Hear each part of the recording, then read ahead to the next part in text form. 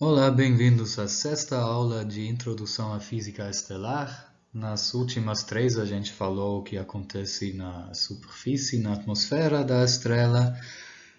Nesta e nas três aulas seguintes a gente vai falar do que acontece no interior da estrela e nesta e na próxima sobre a geração da energia no interior da estrela. Primeiro um pouquinho sobre energia potencial gravitacional sendo transformados em energia que vira a radiação da estrela e mais maior parte desta aula e da próxima sobre a fonte principal da energia das estrelas, a nucleossíntese. Já mencionamos esse número antes e dá para medir. A luminosidade do Sol é quase 4 vezes 10 a 26 watts e outras estrelas têm luminosidades que podem até ser algumas ordens de magnitude menor ou maior, mas comparáveis. E isso é muita energia por unidade de tempo. De onde as estrelas tiram tanta energia? Bom, uma hipótese é que isso seja energia potencial gravitacional que é liberada na contração da estrela, já que a energia potencial de duas massas numa distância r é negativa e proporcional ao inverso desta distância, ela diminui quando as massas se aproximam, então quando a estrela se contrai, todas as partículas dela se aproximam, o que faz que a energia potencial desse sistema de muitas partículas diminui. E aí esta energia é liberada e talvez explique a energia que a estrela irradia para fora. Bom, nem toda esta energia deixa a estrela como radiação, segundo o teorema do virial, metade desta energia vira energia cinética das partículas da estrela, ou seja, esquenta a estrela, mas a outra metade talvez já seja o suficiente para explicar a luminosidade de uma estrela. Vamos ver se isso é possível, vamos ver quanta energia potencial se ganha se uma estrela se contrai de uma nuvem bastante grande, naquela você pode tomar as distâncias entre as partículas como infinita, até uma esfera que vamos supor que tenha massa m, raio r, e um perfil de densidade que depende apenas da distância até o centro, então seja esfericamente simétrica, ρ de r. E obviamente a massa total da esfera da nossa estrela é a soma, ou melhor dito, a integral de todas as casquinhas compondo ela. Integramos do zero até o raio R, as massinhas de todas as casquinhas e a massinha de uma casquinha é sua espessura dr vezes sua superfície 4πr em quadrado vezes a densidade ρ. Quanto é a energia potencial de uma destas casquinhas? A gente viu o teorema das cascas esféricas que afirma que apenas a parte dentro da casca influencia na energia potencial dela e ela influencia igual como se ela estivesse concentrada no centro da esfera. E esta massa dentro da nossa casca a gente chama de massa contida mR. Enquanto nossa própria casquinha tem massa justamente 4πr em quadrado ρ dr, como acima também na hora de calcular a massa da estrela.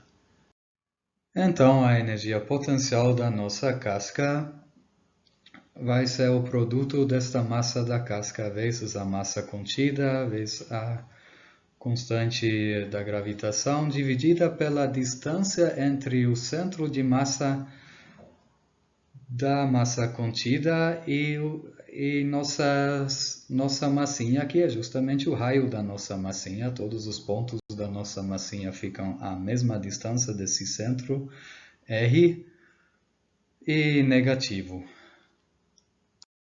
Dá para cortar um R. E agora a energia potencial total da nossa estrela é esta energia das casquinhas somadas sobre todas estas casquinhas, ou melhor dito, integradas do centro da estrela até a sua superfície. Nesta integral podemos jogar as constantes para fora. Um ρ de R, o perfil de densidade a gente não conhece, mas podemos tomá-lo como constante. Aí, obviamente, esse valor constante vai ser a massa da estrela vezes dividida pelo volume da estrela, como escrito aqui. E a massa contida dentro de um raio R minúsculo, obviamente, é o volume contida dentro desse R minúsculo, ou seja, o volume de uma bola com raio R minúsculo vezes esta densidade. Ou seja, a massa contida no raio Rzinha é a massa total da estrela vezes a fração do seu volume ocupado pela esfera com raio Rzinha. E esta razão é a razão entre os cubos desses raios da esferinha e da estrela como um todo. Substituindo massa contida e densidade na integral que calcula a energia potencial total da estrela, e jogando todas as constantes para fora da integral, o que resta para integrar é Rzinha na quarta. E de 0 a Rzão, isso dá Rzão na quinta quintos. Aí dá para cortar com R na quinta, o que sobra é 1 sobre Rzão. Isso então é a energia potencial perdida se uma nuvem de gás teoricamente infinita, mas se ela é muito grande em comparação à estrela que se forma, a aproximação já é boa, até uma bola de densidade constante. E como dito, metade disso pode ser liberada como radiação. E para o Sol, com uns 2 vezes 10 a 30 kg de massa e uns 700 mil km de raio, isso dá da ordem de 10 a 41 Joule de energia. Isso até que é muita energia, mas mesmo assim só o suficiente para o Sol brilhar a taxa atual por volta de uns 10 milhões de anos. Uma escala de tempo que chamamos de escala de tempo de Kelvin Helmholtz. Bom, pode-se argumentar que nesse cálculo a gente usou um Sol de densidade constante e que a densidade do Sol não é constante, isso é verdade. Ele é mais denso no centro do que nas camadas exteriores.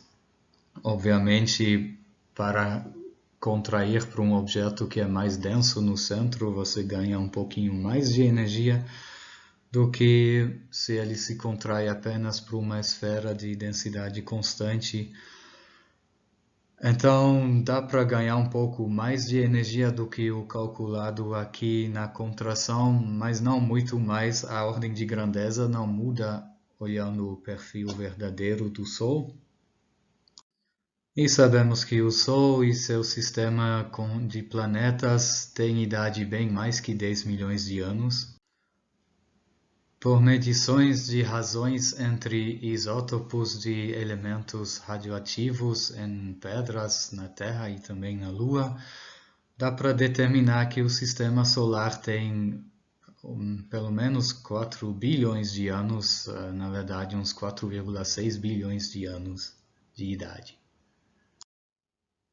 Então, de alguma fonte, o Sol deve tirar muita mais energia do que apenas aquela que ela conseguiria na contração. Só entre parênteses, não é muito importante nesse momento. Energia gravitacional potencial perdida na contração pode sim ser uma fonte de muita energia, ou muita mais energia do que no caso de uma estrela comum, desde que o objeto que se forma vira muito menor que uma estrela comum. Por exemplo, um objeto compacto como uma anã branca, ou uma estrela de nêutrons, ou até um buraco negro. Então, temos que procurar outras fontes de energia e na Terra sabemos que conseguimos ganhar bastante energia queimando petróleo ou algo assim. O que acontece lá são reações químicas, então será que o que faz o Sol brilhar são reações químicas? Então vamos supor que o Sol consiste de petróleo, pelo espectro já sabemos que não é o caso, mas quem sabe debaixo da superfície a maior parte do Sol poderia ser petróleo, né? Supondo que o Sol consiste de petróleo, podemos calcular quanta energia está estocada, quanta energia química está estocada nesse petróleo. A gente sabe que queimar petróleo libera uns 42 milhões de joules por quilograma de petróleo. Mas queimar uma massa solar de petróleo faria o Sol brilhar apenas por uns 7.000 anos a taxa atual. Sem falar que para queimar petróleo você precisa de oxigênio e nem saberíamos de onde vem o oxigênio. Outras reações químicas talvez, também não. Outras reações químicas têm um rendimento de energia similar que queimar petróleo. Sempre é da ordem de 1 a 10 elétron-volts por átomo que você consegue liberar fazendo reações químicas. Então, qualquer outra reação química também não explicaria como o Sol consegue brilhar a taxa atual por tanto tempo. Então, a energia química também não é a fonte de energia do Sol e de estrelas em geral. Pelo menos não a principal. Conhecemos outras fontes de energia, por exemplo, aquelas que causam a energia interna dos planetas, no caso dos planetas exteriores, nos gigantes gasosos como Júpiter. Isso é difusão de elementos pesados para o interior, mas isso rende apenas uma fração da energia gravitacional que você obtém, por exemplo, na formação de Júpiter. Então, isso também não vai te explicar o brilho do Sol. E no caso dos planetas internos, nos planetas rochosos, radioatividade é a maior fonte de energia interna, mas isso também não explica de longe a energia do Sol. Então, lá por volta do ano 1900, era um mistério de onde o Sol tira toda a sua energia, que faz ela brilhar há tanto tempo a uma taxa tão alta. Para entender isso, era necessário a teoria deste cara aqui, do Albert Einstein, a teoria da relatividade. A gente vai ter uma aula inteira sobre relatividade na segunda metade da disciplina. Então, aqui vou só já adiantar um resultado dela. Uma das equações da física mais conhecidas de todos os tempos, né? Que diz que massa é energia e que um montante de energia, uma dada massa corresponde é dada pela própria massa vezes a velocidade da luz em quadrado. E sendo que a velocidade da luz é uma velocidade muito alta, aí um quadrado vai dar um número muito alto, tal que pouco de massa já é muita energia. Outra descoberta necessária para entender a fonte de energia do Sol é de que um átomo de hélio, que tem classicamente uma massa da ordem de 4 unidades atômicos, na verdade tem um pouquinho menos que 4 vezes a massa de um átomo de hidrogênio, que classicamente tem uma unidade atômica de massa. A diferença é de 7 partes em 1000, então o átomo de hélio tem só 0,993 vezes a massa de 4 átomos de hidrogênio. E isso levou Eddington a hipotetizar de que a energia do Sol poderia vir de fusão nuclear, de transformação de hidrogênio em hélio, já que em cada transformação de 4 átomos de hidrogênio em 1 de hélio é liberado 7 milésimos da massa, e que poderia então ser liberado em forma de energia que depois é irradiado para fora. E, de fato, em reações nucleares como fusões nucleares ou fissões, você consegue liberar não da ordem de elétronvolts, mas da ordem de megaelétronvolts por átomo. Aí isso sim é o suficiente para o Sol brilhar por tanto tempo. E isso deve ser mesmo a fonte de energia do Sol. A gente conhece nenhuma outra fonte que poderia emitir tanta energia. E como é que reações nucleares conseguem liberar tanta energia? Se baseia no fato de que eles realmente mudam matéria, elementos para outros elementos, e aí os elementos que surgem podem ter menos massa do que os ingredientes que você tinha inicialmente. E segundo aquela equação famosa do slide anterior que repetimos aqui, massa é energia e massa é muita energia, já que você tem que explicar uma massa com fator C enquadrado para saber a quanta energia ela corresponde, e C, sendo a velocidade da luz, já é enorme, é 300 milhões de metros por segundo, e o quadrado disso então é um número enorme, então um pouquinho de massa já é muita energia. E na transformação de um elemento para outro de massa diferente, então toda esta massa é liberada em forma de energia. Já vamos fazer uma estimativa do montante de energia que dá para liberar pela fusão de hidrogênio em hélio no interior do Sol. Antes disso, só vamos definir uma unidade aqui, o Dalton, que é a unidade de massa que se usa na física atômica e nuclear, etc., já que lá calcular com quilogramas é meio chato. O Dalton, então, é uma parte em 12 vezes a massa do isótopo de carbono, 12, corresponde a uns 1,7 vezes 10 a menos 27 quilogramas, ou uns 930 megaelectronvolts por cm quadrado. E pela definição já fica claro que um Dalton é mais ou menos a massa de um núcleon, um próton ou um nêutron. Aqui vocês veem os valores exatos da massa de um próton e um nêutron em unidades de Dalton. Um elétron é uns 5 partes em 10.000 Daltons.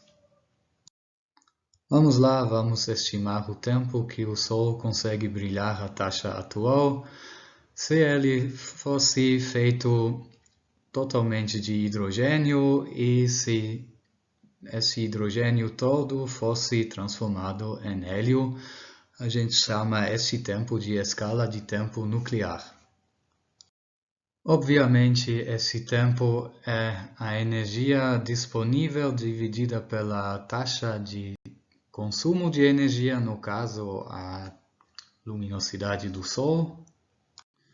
E quanta energia é disponível?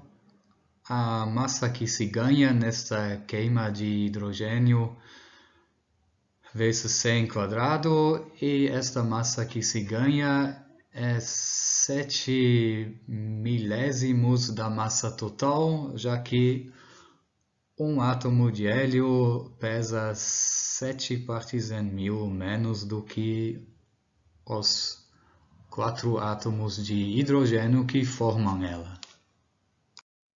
Aí chegamos ao resultado que o Sol pode brilhar à taxa atual por uns 75 bilhões de anos.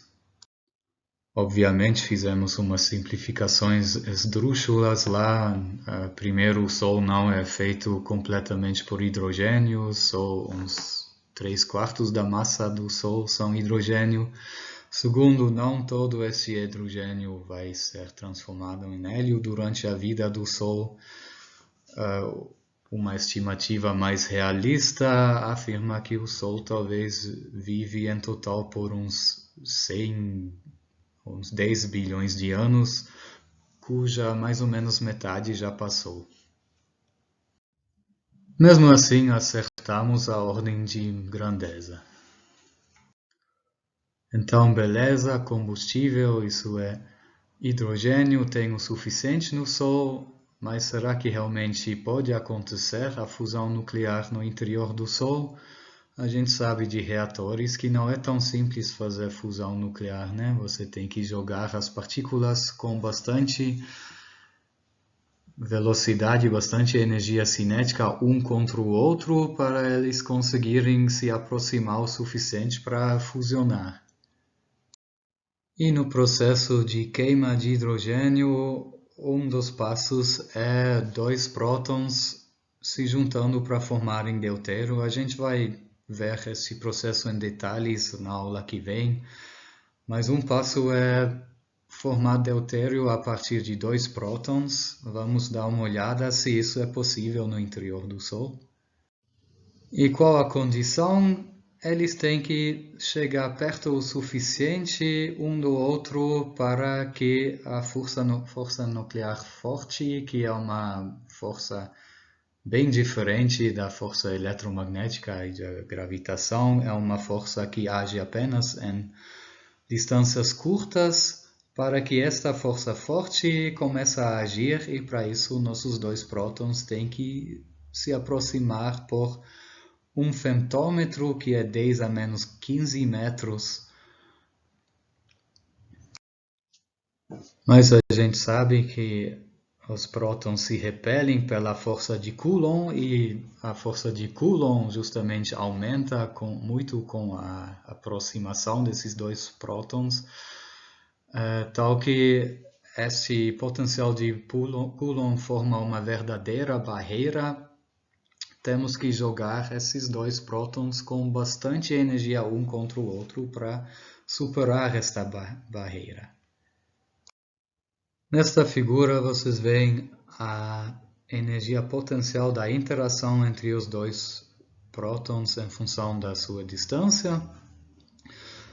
Aí, começando do lado direito, dos 2 prótons estando muito longe um do outro, aí a energia é praticamente nula e ela aumenta enquanto você está aproximando os 2 prótons. Não esquecem que energia potencial positiva significa repulsão, até que chegam justamente àquele 1 femtômetro de distância, onde a energia potencial cai para um valor negativo, porque a partir de lá a força nuclear forte domina e faz com que os 2 prótons conseguem ficar juntos mesmo, apesar da enorme repulsão de Coulomb.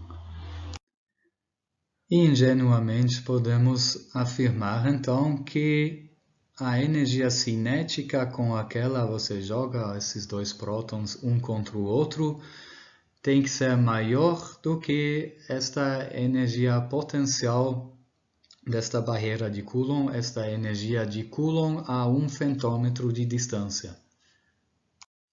Substituindo na fórmula da energia potencial devida à interação de Coulomb, as cargas das 2 partículas, sendo partículas elementares, eles têm carga Z1, E e Z2, E, onde E é a carga elementar. E já que a energia cinética média das partículas no nosso gás no interior do Sol é 3,6 vezes a constante de Boltzmann vezes a temperatura lá dentro. Aí essa temperatura lá dentro tem que ser pelo menos tão alto para esta energia ser igual ou maior que esta barreira de Coulomb. Explicitando a temperatura, obtemos este valor, que para o nosso caso, as duas partículas são dois prótons. Prótons têm carga de uma carga elementar cada uma, então Z1 e Z2 ambos são igual a 1. Dá uma temperatura de 10 bilhões de Kelvin, mas a temperatura no interior do Sol não chega nem perto disso, ela é apenas da ordem de 16 milhões de Kelvin. Bom, vocês vão dizer, mesmo com a energia cinética média das partículas no interior do Sol não sendo suficiente para superar esta barreira de Coulomb, sempre tem alguns com energia bem maior, afinal temos aquela distribuição de velocidades ou de energias cinéticas das partículas no Sol, aquela distribuição de Maxwell-Boltzmann. Isso tem um rabo para as velocidades altas, mas calculando quantas partículas têm velocidades acima da necessária nesta distribuição de Maxwell-Boltzmann, são tão poucos que elas não conseguem explicar a taxa de fusões que precisaríamos para explicar o brilho do Sol. Mesmo assim, o Sol brilha e não conhecemos nenhuma outra fonte de energia, então de alguma maneira as partículas dentro do Sol têm que superar esta barreira de Coulomb mesmo assim. Como isso é possível? Aí entra a física quântica, de novo, é o efeito túnel que faz que algumas partículas, mais do que esperada classicamente, passam por esta barreira de Coulomb. E agora a distância as partículas têm que chegar não é mais um fentômetro, mas é um comprimento de onda de de Broglie. Assim, um número significativo de partículas consegue tunelar pela barreira.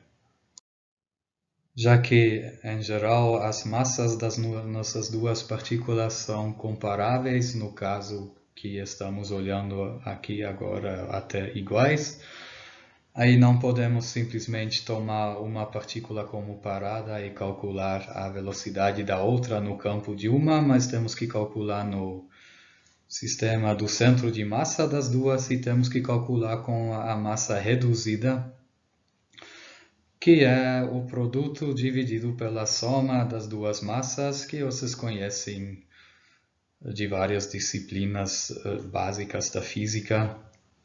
Então, no caso de dois prótons, a massa reduzida é metade da massa de um próton.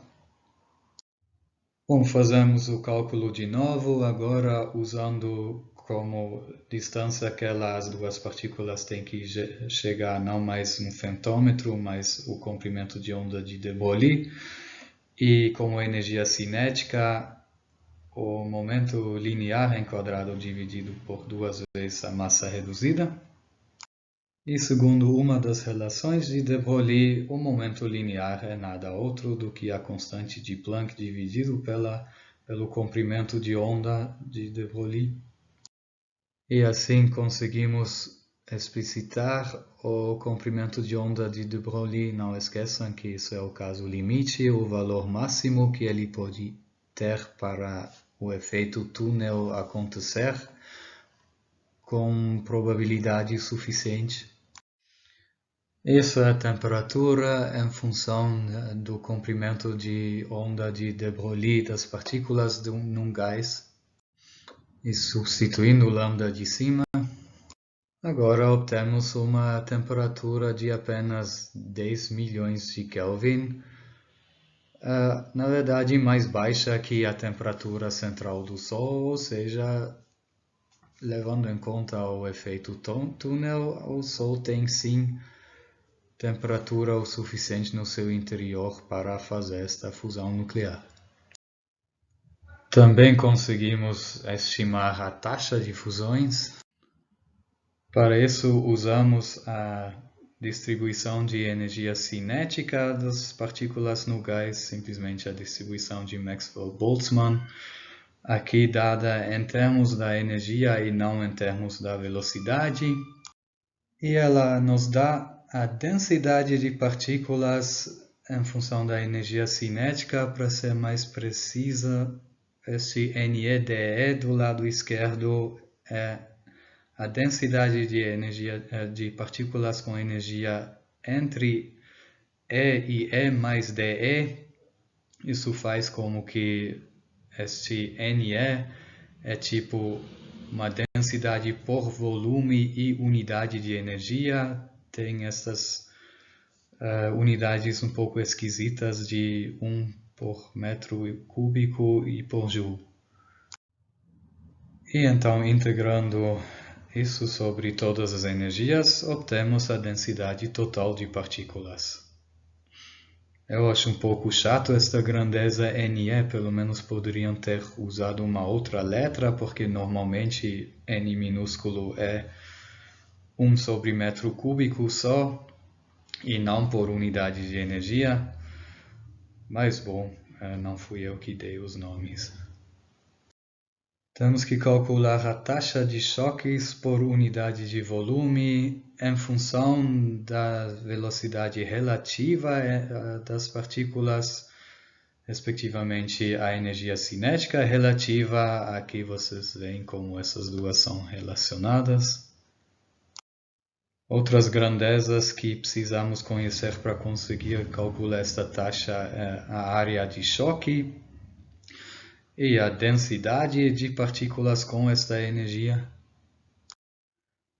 E as densidades de partículas incidentes e das partículas alvo.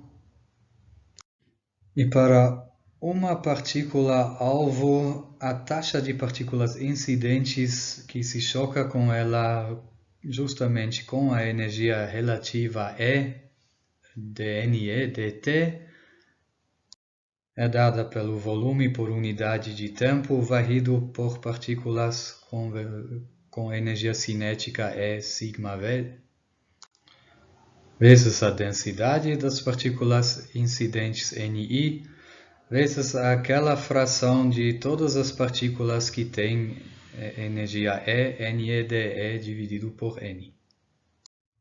E se queremos calcular isso não apenas para uma partícula alvo, mas para todas as partículas alvo por unidade de volume, obviamente temos que multiplicar isso pela densidade das partículas alvo e integrar isso sobre todas as energias.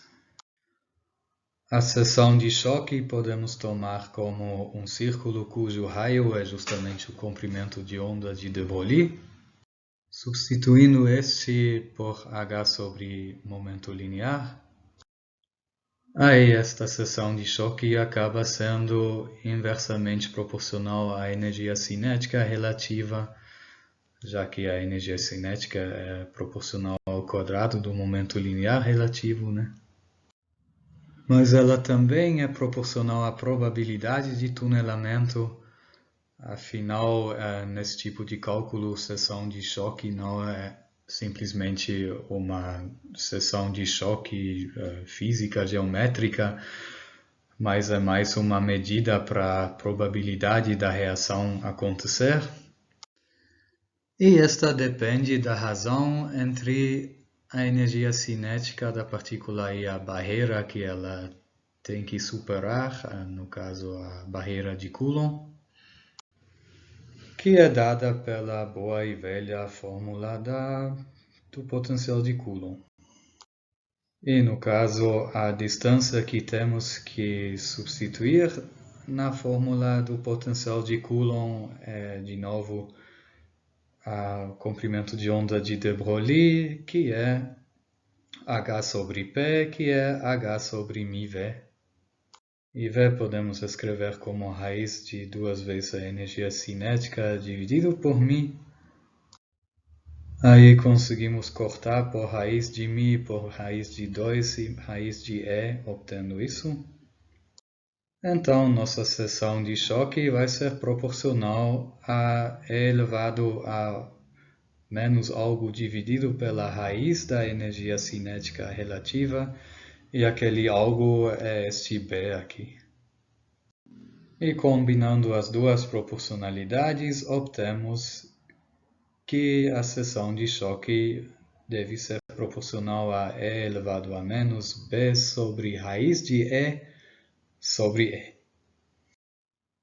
Bom, infelizmente isso é uma simplificação. Na verdade, temos que multiplicar esse resultado ainda por uma correção, uma função S de E, daquela esperamos que ela não varia muito rapidamente com E.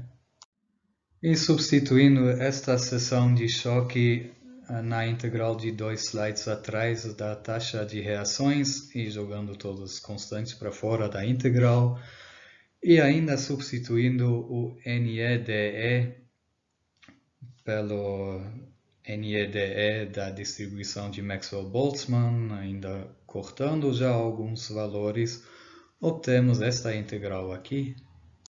E dentro da integral temos esse termo, que deve ser então proporcional à taxa de reações em função da energia. E esta função tem um máximo chamado pico de Gamow numa certa energia.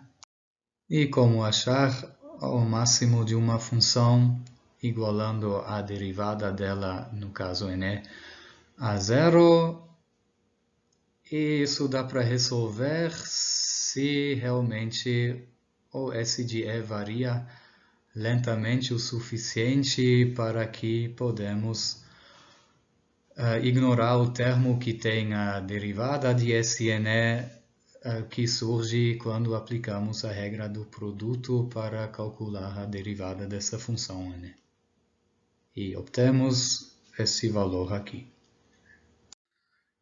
A maioria das reações vem de partículas com energias relativas perto deste pico. E a posição deste pico, como dá para ver pela fórmula aqui, depende da temperatura, mas também das cargas e massas das partículas que fazem a reação. Essas estão dentro do B, né?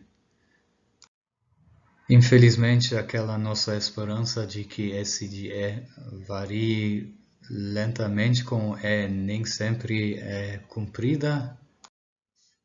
Ocorrem ressonâncias onde a energia das partículas coincide com níveis de energia dos núcleos. Aí, para essas energias, SE é significativamente aumentado, ou seja, a probabilidade da reação é significativamente aumentada. Mas o mundo real não para de complicar em relação ao cálculozinho que fizemos. Tem outros fatores que modificam o resultado, por exemplo, um que se chama blindagem de elétrons. No nosso gás não temos apenas os núcleos, mas também um monte de elétrons livres que formam um tipo de mar ou cortina de elétrons que faz como que a carga que um núcleo sente de um outro núcleo é reduzida, né? É blindada pelos elétrons no meio. Isso então reduz a repulsão entre esses núcleos e aumenta a taxa de reações. Dá para tratar disso definindo um potencial efetivo, um potencial entre nossas duas partículas que se chocam e talvez fusionam, como o tradicional potencial de Coulomb de repulsão, mais um termo extra, uma contribuição negativa, obviamente, devido a esta blindagem de elétrons. E esta blindagem pode aumentar a taxa de fusões por uns 10 a 50%. Na hora de usar a taxa de uma reação em alguma aplicação, às vezes a gente quer conseguir fazer cálculos com ela em função de densidade e temperatura, por exemplo. Aí às vezes é prático aproximar a função taxa em função de densidade e temperatura por funções de potência, tipo escrevê-la como alguma potência da densidade vezes alguma potência da temperatura vezes alguma constante. As frações de massa das duas partículas também entram como fatores. E essas potências podem ser determinadas fazendo expansões de Taylor da verdadeira dependência desta taxa de ρ e t. E acha-se que a taxa normalmente varia como o quadrado da densidade e de alguma potência da temperatura que pode variar de 1 a 40 ou até mais. E se a gente não quer saber a taxa de reações por unidade de volume mais a energia total liberada, aí temos que dividir esta taxa pela densidade das partículas sendo transformadas. Aí temos a taxa de reações por unidade de massa. E se multiplicarmos isso ainda pela energia liberada por unidade de massa daquela reação, obtemos a taxa de energia liberada. E substituindo para a taxa de reações a aproximação por potências do slide anterior, obviamente a potência com aquela densidade entra é diminuída por uma unidade, já que aqui estamos dividindo pela densidade. Então, aqui temos a densidade elevada a alfa, que é alfa' menos 1. Ainda temos que falar um pouquinho sobre algumas leis de conservação que devem ser satisfeitas nestas reações nucleares antes que aula que vem possamos atacar realmente os processos principais de nucleossíntese que ocorrem nas estrelas. Em reações nucleares não são envolvidos apenas os núcleos e seus prótons e nêutrons, mas também podem surgir ou sumir outras partículas como fótons, elétrons ou positrons, que são os antielétrons e são designados como E+, neutrinos ou antineutrinos, no caso do elétron, aqui são designados por um Ni, que infelizmente nesta fonte parece com V, mas se usa o Ni grego para isso. E para os antineutrinos normalmente se coloca uma barra em cima do Ni.